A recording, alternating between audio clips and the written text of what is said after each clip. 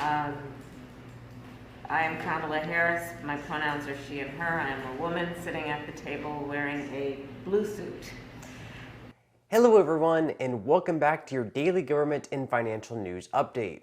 As always, I'm interested in hearing your thoughts on everything, so make sure to give this video a like, but also leave a comment giving your thoughts on everything that is currently going on.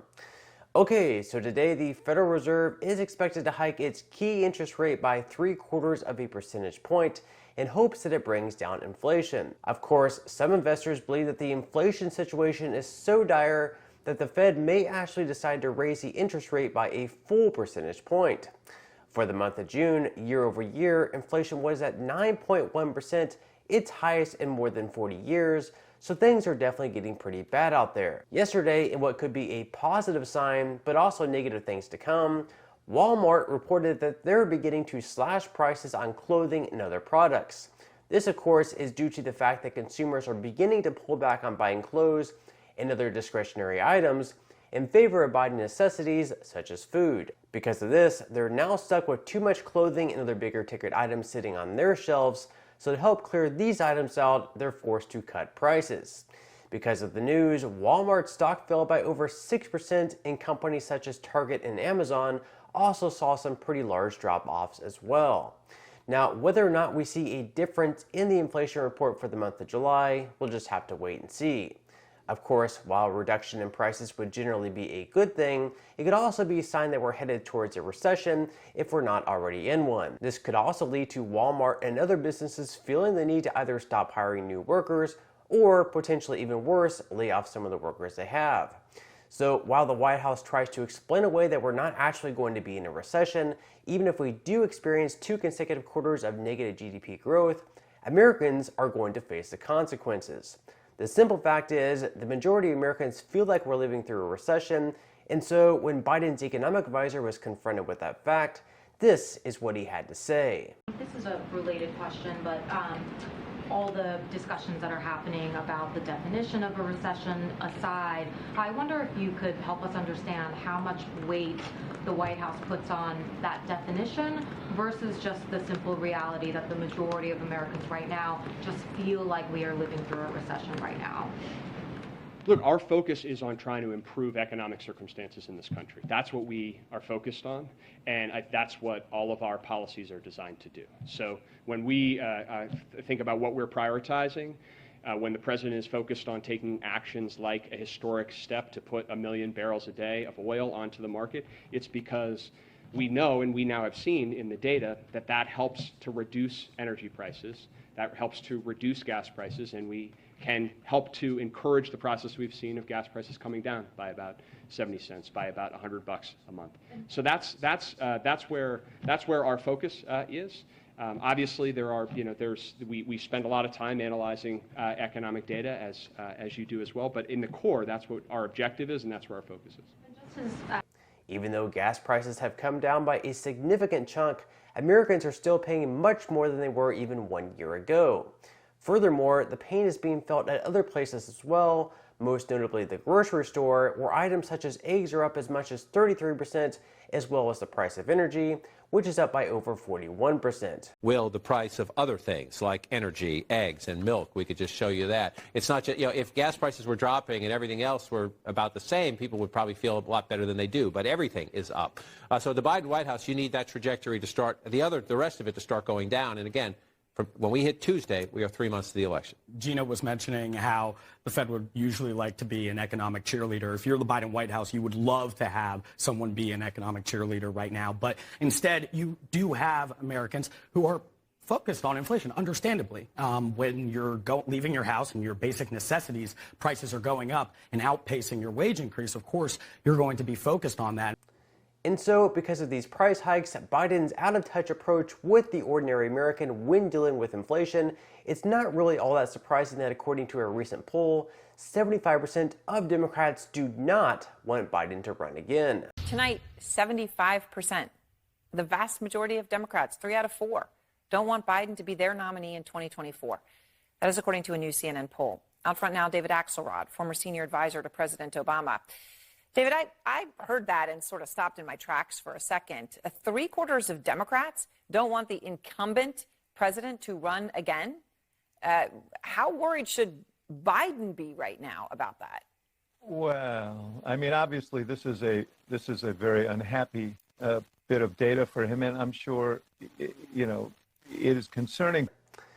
In some other news, even though the increased monthly child tax credit payments were not extended into this year, so far there are 14 states planning to enact their own child tax credit, or at the very least, offer deductions for households with children. These states include California, where families who earn less than $25,000 per year are eligible to receive $1,000, either as a reduced state tax bill or a refund.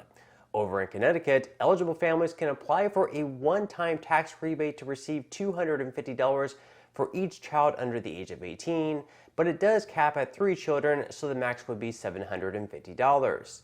To qualify for this, couples must have earned less than $200,000 in 2021, and for single filers, the income must not have exceeded $100,000. In Idaho, they're giving eligible families $205 for each qualifying child with their non-refundable child tax credit. And then in Maine, for each qualifying child independent, you'll be receiving $300. In New Jersey, families with an income of $30,000 or less will receive a refundable $500 tax credit for each child under the age of 6, and households earning up to $80,000 may also be eligible. For them, though, it would be $300 per child under the age of 6.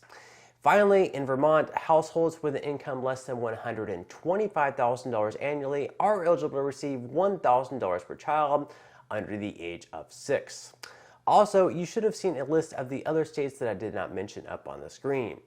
Now, currently there is a Republican proposal in the Senate which would reinstate the monthly child tax credit payments at the federal level, this time sending up to $350 per child, but it would include a work requirement if it does pass, so you would need to earn at least $10,000 or more on an annual basis in order to qualify for the monthly payments.